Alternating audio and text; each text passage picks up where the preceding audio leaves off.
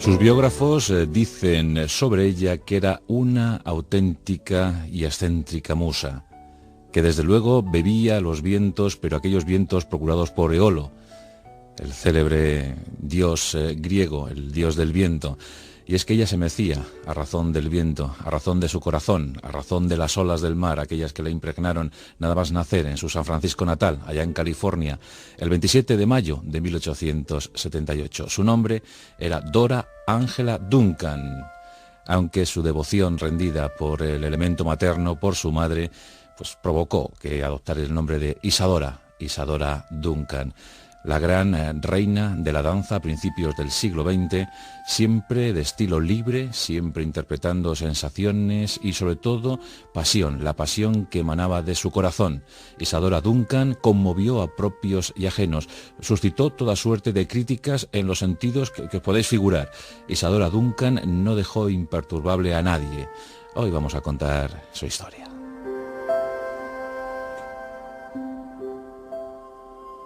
Como digo, nació en San Francisco, en el seno de una familia venida a menos por mor de los acontecimientos económicos, y es que Joseph, el padre, iba de mal en peor en cuanto al establecimiento de negocios. Su madre, Dora, era desde luego la figura más asentada, más equilibrada de aquel clan. Ella tocaba el piano, era pues muy intelectual, siempre leyendo, siempre con poesías, con relatos, con los clásicos griegos que acompañaban sus tardes de espera, mientras que intentaba averiguar si el marido llegaría esa noche o no. Fueron momentos difíciles, muy duros para la familia Duncan, y aún más con la llegada de los 4 hijos que conformaron la prole. Pero la pequeña Dora Angela llamaba la atención sobremanera, y es que buscaba ese refugio, acaso espiritual, en la playa, viendo las olas. Y con tan solo 2 años, 3 años, en aquellos primeros días de su vida, pues empezó a dejarse llevar, a dejarse mecer por las olas del mar. El océano Pacífico besaba las cálidas playas de California, e Isadora Duncan era desde luego pues una niña difícil de evaluar en cuanto a su psique, porque la niña tenía, pues, la verdad que parecía introvertida, que no se expresaba bien, pero siempre que se acercaba al mar, su cuerpo se contoneaba. Años más tarde dejaría escrito que el mar sin duda impregnó su alma y edificó su personalidad.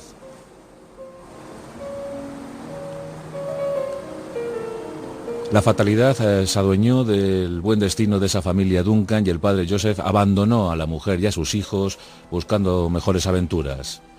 Dora se las tuvo que componer, se las tuvo que ver con el difícil tiempo, con una época sumamente complicada en aquella California de finales del siglo XIX, y tuvo que impartir clases de piano para que sus hijos pudiesen comer.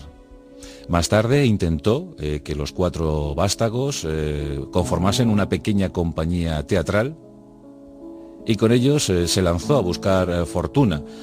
Escasa fortuna, por cierto, porque la verdad es que aquella iniciativa no cuajó. Incluso la propia Isadora, siendo adolescente, no era feliz. Su educación no era la más rigurosa, la más adecuada, porque no asistía a las clases. Ella siempre afirmó, siempre dijo que en las aulas no encontraba ninguna sensación especial. Que lo que ella necesitaba, que lo que ella precisaba, era algo que alentase su libre espíritu, su vocación por sensaciones nuevas, y abandonó el colegio.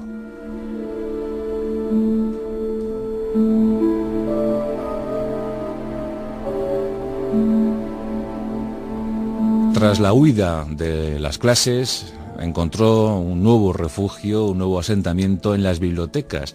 Allí profundizó, a falta de libros en casa, todos habían vendido, pero a falta de esos textos buscó en las bibliotecas municipales, en los grandes centros públicos de lectura, pues allí buscó y encontró a los clásicos, y sobre todo mostró un interés muy vivo por la filosofía. y esos grandes pensadores de todos los tiempos comenzaron desde las páginas de papel a insuflar optimismo en la mente de Isadora Duncan. En 1895, como digo, los hermanos Duncan habían intentado la epopeya teatral con escaso resultado y encima, para mayor desgracia, 3 años más tarde, se quemaron las pertenencias de toda la familia en el hotel, en el pequeño hotel donde estaban establecidos, ya no tenían ni siquiera casa. Bueno, pues ese hotel ardió, todas las pertenencias de los Duncan se fueron con el fuego, y es aquí donde toman una decisión trascendental: emigrar a Europa. Justo lo contrario de lo que se hacía entonces, los europeos emigraban a América, pues los Duncan deciden emigrar al Reino Unido. Y en Londres se va a establecer el nuevo centro de operaciones para los Duncan. Atrás quedaban los Estados Unidos. Por delante el horizonte del viejo continente. Isadora Duncan dijo a lo largo de toda su vida que ella se sentía ante todo europea, que en Europa había encontrado su máxima expresión como ser humano y que por tanto amaba profundamente Europa por encima de los Estados Unidos. Tenía 20 años cuando llegó a Londres. Pero necesitaba aprender, necesitaba expresarse. Ella quería ser bailarina, pero era una bailarina, como digo, muy anómala. No se había instruido en la danza clásica, pero conocía al menos las esencias, los rudimentos, las reglas fundamentales para bailar y agradar a la gente que la viese. Y un buen día, visitando el British Museum, se topó con su vocación, se topó con lo necesario para llevar su arte a las grandes salas, a las de exposiciones, a los salones de la alta aristocracia, a los teatros londinenses, y esa clave, esa llave para el arte, para el buen arte de Isadora Duncan, estaba en los clásicos, una vez más, pero en esta ocasión no en papel, sino en cerámica. Isadora Duncan quedó extasiada ante la visión de jarrones griegos, jarrones de la antigua Grecia, y más en concreto las figurillas que adornaban esos jarrones. Comenzó a estudiar esas figuras. Se pasaba tardes enteras en el Museo Británico descubriendo los pormenores del mundo clásico griego. Y se produjo una conexión mágica entre la Tierra y el Olimpo. La transmisora iba a ser Isadora Duncan, auténtica reencarnación de una diosa pagana dispuesta a bailar y embelesar a sus coetáneos acá en el planeta Gaia. Esas tardes de estudio en el British Museum le sirvieron de mucho y al poco ya ofrecía sus bailes, como digo, en salas de exposiciones pictóricas, en pequeños teatrillos y más adelante, porque ya era Vox Populi, Isadora Duncan comenzó a bailar en los grandes salones de la aristocracia británica. Era todo muy novedoso, era todo sugerente, original. Isadora Duncan bailaba al son de músicas hasta entonces no bailadas, y no precisamente creadas para ser bailadas, pues Isadora Duncan eligió a Schubert, eligió a Schumann, eligió a Beethoven. Los grandes pianistas decimonónicos, los grandes compositores del XIX, fueron la banda sonora para los bailes novedosos de Isadora Duncan. Hasta entonces jamás nadie lo había intentado. Fijaos, escuchad esta música y pensemos en la danza. Isadora Duncan era de estatura mediana, era morena, largo pelo ondulado, pero tenía un cuerpo perfecto, turgente, y además, para mayor sonrojo de muchos que la contemplaban, ceñía unas túnicas cuasi transparentes que dejaban entrever ese cuerpo adornado desde el cielo. Alma y corazón se fundían en uno solo. Isadora entraba en éxtasis y dejaba que su cuerpo se moviese, se expresase, sin una definición previa, sin un argumento establecido, sin un guión a seguir. Dejaba simplemente que el cuerpo fluyese, que la materia se moviese por la sala, por la estancia, y que eso enamorase a los visitantes, a los que se acercaban a ver a aquella diosa pagana. Isadora Duncan adquirió fama, merecidísima fama, de inmediato por toda Europa, y comenzó a viajar. Francia, Italia, Alemania, Rusia, todos querían ver a la nueva diosa de la escena. Todos querían saber cómo bailaba Isadora Duncan. Nunca había pues un previo, nunca había una regla establecida o dictada por ella. Cada sesión era diferente a la anterior. Ella salía a escena y se dejaba llevar. Cada tarde o cada noche Isadora Duncan ofrecía una pieza magistral e irrepetible, pues nunca sería igual a otras. Como es obvio, muchos coreógrafos de la época asistieron a las danzas de Isadora Duncan y tomaron muy buena nota porque la revolución estaba ante ellos. Isadora Duncan se convirtió en una genuina agitadora cultural del momento, en especial para la danza. Los clásicos, los danzarines clásicos, apuntaron formas, movimientos, miradas. La mirada de Isadora Duncan era electrizante, jamás se maquillaba, bailaba descalza, dejando que su túnica se moviese, se agitase.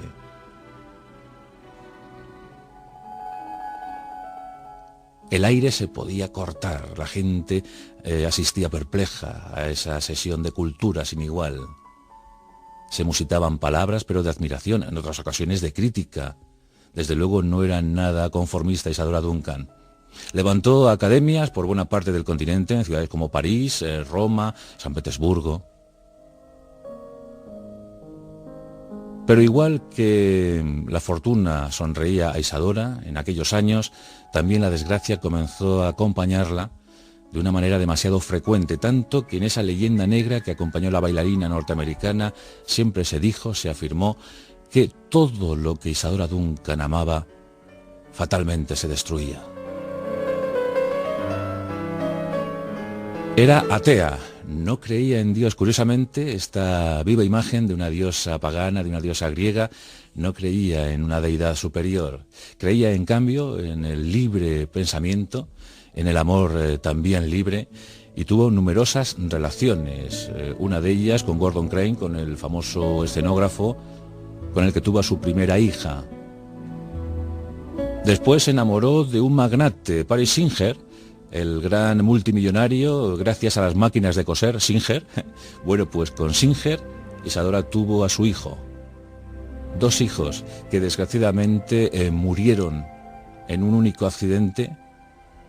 Sumergido su coche, fue un accidente de tráfico, el coche donde viajaban los hijos de Isadora Duncan cayó a las aguas del río Sena, muy cerca de París, y murieron ahogados. La pena, la congoja sobrecogió el corazón de Isadora Duncan. Esto ocurrió en 1913. Los accidentes de tráfico fueron fatídicos en la vida de Isadora Duncan, como luego comprobaremos. Pero no tenía suerte en el amor. Poco le duraban las parejas. Era demasiado adelantada, demasiado vanguardista para la mentalidad machista de aquel momento. Superó la Primera Guerra Mundial, ese conflicto en el que otra excéntrica como ella, llamada Mata Hari, murió fusilada al ser acusada de espía. El ojo de la mañana, ese era el significado de Mata Hari. 2 mujeres que tuvieron de alguna manera coincidencias. Pero Isadora Duncan deseaba amar. El amor era su principal leitmotiv y se enamoró de un poeta ruso, claro, Sergei Yesenin, un comunista convencido que en principio planteó una pasión irrefrenable hacia Isadora Duncan, pero que esta enseguida se cansó demasiado pronto. A las 3 semanas se divorciaron, se habían casado en 1921. El comunismo exacerbado de Sergei pues alarmó a Isadora Duncan y le abandonó a las 3 semanas. El propio Yesenin, el celebrado poeta, acabó quitándose la vida en 1925, después del fallecimiento de Lenin, la llegada al poder de Stalin, Senin quedó muy escarmentado de ese comunismo que tanto había defendido y terminó por suicidarse. No pudo soportar más tiempo la situación de su país. Otro que sucumbió de manera trágica y que había cruzado su destino al de Isadora Duncan en algún momento. Isadora se hacía mayor. Su cuerpo ya no respondía a los efluvios que anteriormente tanto éxito le habían dado. Nunca fue rica, nunca quiso serlo. En 1926 publicaba su autobiografía con el título Mi vida. Aún llegaría otra obra póstuma en este caso, al poco de fallecer Isadora, El arte de la danza, un libro, un manual imprescindible en aquel tiempo y ahora también para entender los nuevos conceptos de danza. La danza interpretativa, esa fue la gran aportación de Isadora Duncan. Crear, dejarse llevar, la intuición, la disciplina, pero que el cuerpo, que la materia, que la energía fluyera libremente para que el cuerpo alcanzase su máxima dimensión. Esa fue la gran innovación que trajo Isadora Duncan. Su muerte fue muy trágica. Nos encontramos en el 14 de septiembre de 1927. Isadora Duncan tiene 49 años de edad y se encuentra en Niza, paseando por esos territorios tan bellos de la costa francesa. Ella llevaba ese día una estola o una especie de bufanda de seda larguísima, era de vestir siempre muy variado, muy original, siempre a la moda. Isadora Duncan, aunque no tuviese muchos recursos económicos, sacaba partido a lo poco, mucho que pudiera tener en ese momento. Y bueno, como digo, tenía una bufanda de seda larguísima.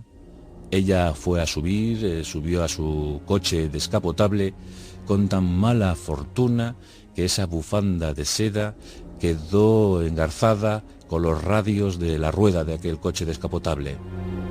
Cuando éste se puso en movimiento, esa misma bufanda ahogó, estranguló el cuello de Isadora Duncan. El coche sufrió un accidente y ella acabó muerta, fallecida ese 14 de septiembre de 1927. Una muerte difícil de explicar, porque que una bufanda de seda logre estrangularte, bueno, fue algo tremendo. Y esa posterior muerte por el accidente de tráfico. Bueno, pues esta es la historia de Isadora Duncan, una musa pagana que recibió los mejores influjos desde el panteón griego, sin duda alguna, y que entusiasmó a todos aquellos que lograron verla en sus sesiones magníficas y recordadas, auténticas clases magistrales de danza moderna.